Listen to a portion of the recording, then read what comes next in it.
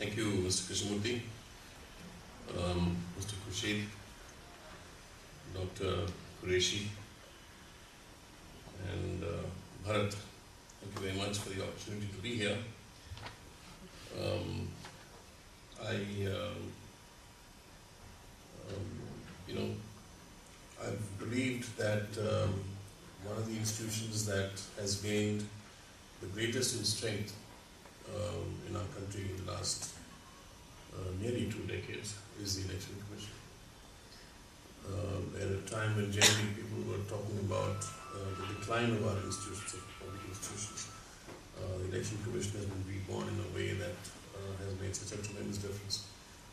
And the contributions of what people like Dr. Qureshi, who we just heard, and what he's doing, Mr. Krishnamurthy before him, and a couple of Chief Election Commissioners before them, and the difference that has made to the way our elections are conducted is truly something that we should admire and be grateful for.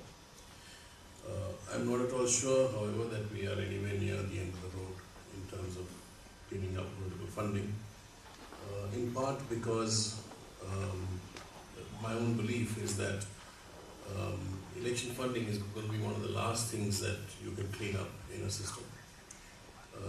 In a system where there is a broader problem of political corruption, or where you have crony capitalism, or arbitrary actions and favors done on large economic assets, to believe that you can completely clean up election funding is, I think, to take some leave of reality. And when you have such large-scale problems in our country, I think, or problems of corruption, what the Commission is able to do is something to be hugely admired. In my conversations with people from the political field, I'm myself shocked at what they tell you. I mean, it's something that you wouldn't even dream of in your wildest imaginations. There was, for instance, a former minister who in the last Lok Sabha election lost by a small margin to the son of a very powerful politician. And I asked him afterwards, how did you lose? This was supposed to be your seat. And he said, do you know how much my opposing candidate spent? So I said, how much? And he said, 100 crores. I said, what? So he said, yes, he spent 100 crores. I said, that's impossible. He said, you may think it's impossible, but you should have come to my constituency to see what is going on. Not quite such large numbers, but significant numbers have been mentioned by other people who have also fought elections. So when the people who are in the playing field talk like this, you wonder how serious is the problem, how deep it is, and how much can you actually control. The press, unfortunately, has become a part of this game.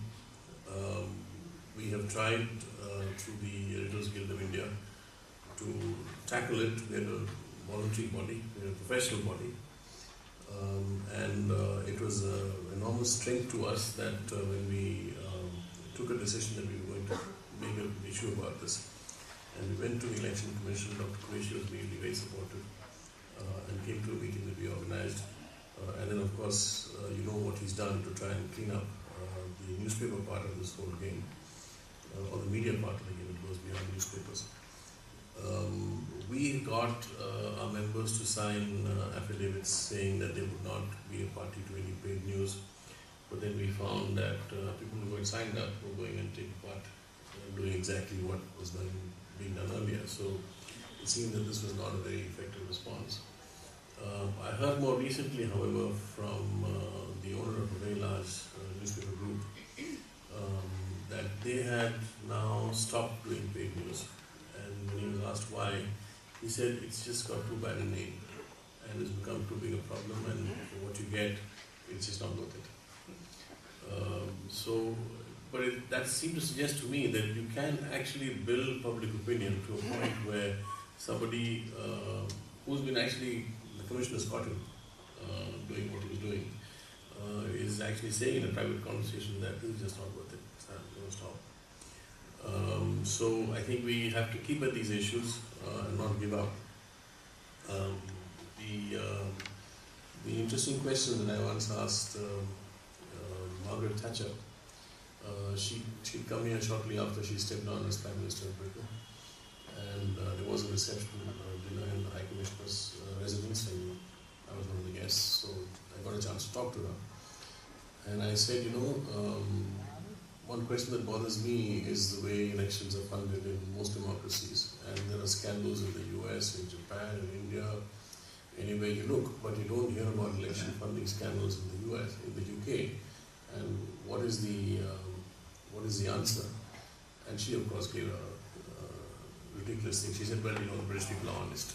So, it seemed to imply that nobody else in the world is honest, only the British are honest. And of course, it became clear subsequently, and we've all seen over the last 15 years or so, that there were election funding scandals in Britain as well, parliamentarians claiming refund of money that they have not spent, money being paid to get national honours.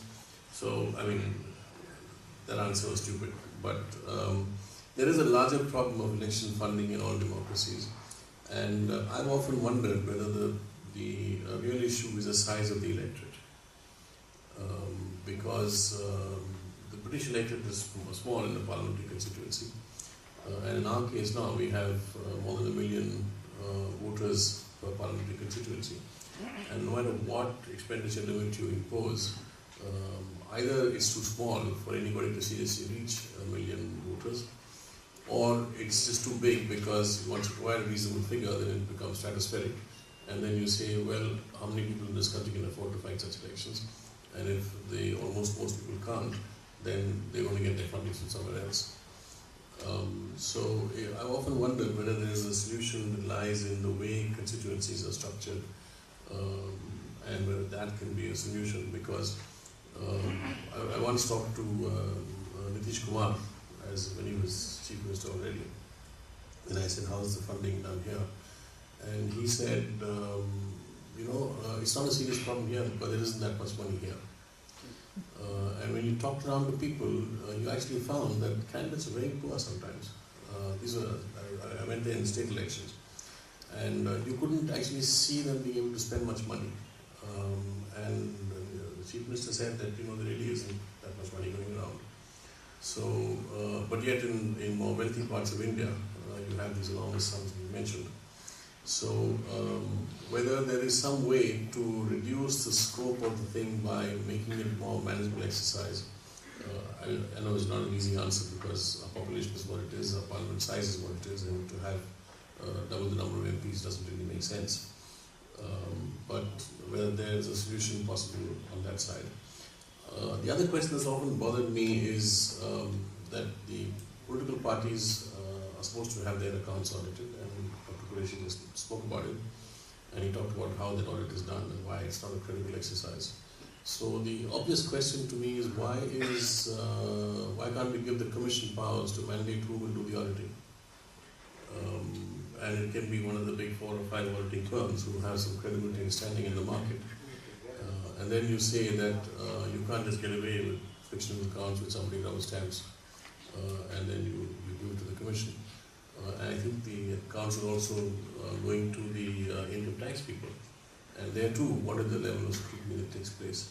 So while on paper we have these checks and balances, in practice they don't operate. But I think given the will that the Commission has shown to move on these fronts, I'm actually quite hopeful that we will, I don't know if we get to perfection, but as I said, in a country where there is corruption at so many levels and so many fields, to believe that elections will be free of corruption is really to ask for a little too much. But we can progressively clean up and make elections more valid and legitimate on the funding side.